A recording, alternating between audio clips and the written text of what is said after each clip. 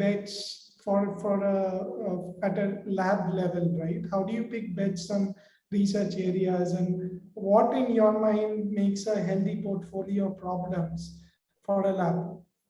So you really hit the nail on the head, right? When you talked about the portfolio, healthy portfolio. So I think it's very useful to take that portfolio-based approach, because you want certain parts of the lab, let's say you're leading a research team, you want certain parts of the research to work on very closely with the business group on their priorities, right? On their short-term priorities. Because that's a way to be grounded in the real world.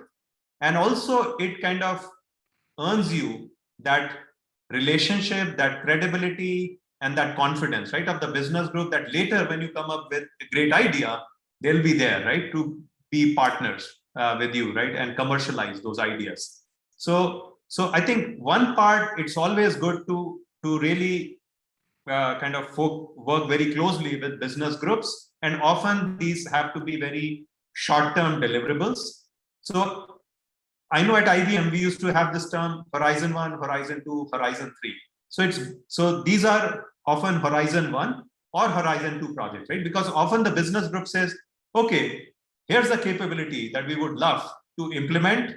And yes, it would take maybe 2 years to really develop that capability, and 2 to 3 years, right, to ship that. So those are Horizon 2. And it's very important to also have those Horizon 3 projects, right, that typically the businesses couldn't care. I mean, not just couldn't care less about, they would often frown.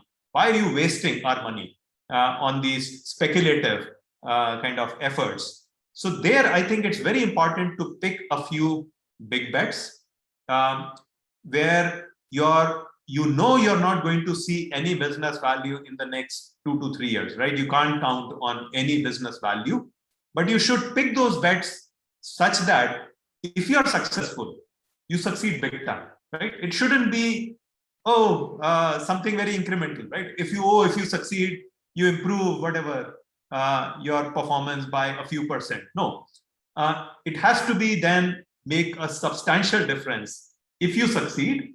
And yes, it's fine for there to be a significant risk of failure, because what I feel is, in a research lab, if we are succeeding all the time, it means we are not doing our job well, right? It means we are not taking enough risk. So it's very important to have at least a certain set of projects where you are not driven necessarily by any real product consideration, but just advancing the foundational technologies, and it could be either for the scientific aspect, or it could be to create new products. So it helps to have also work in these buckets and some kind of a balanced portfolio. But the other non-obvious thing that I would say, so this has become, I think, quite well accepted as a good way to run a research lab.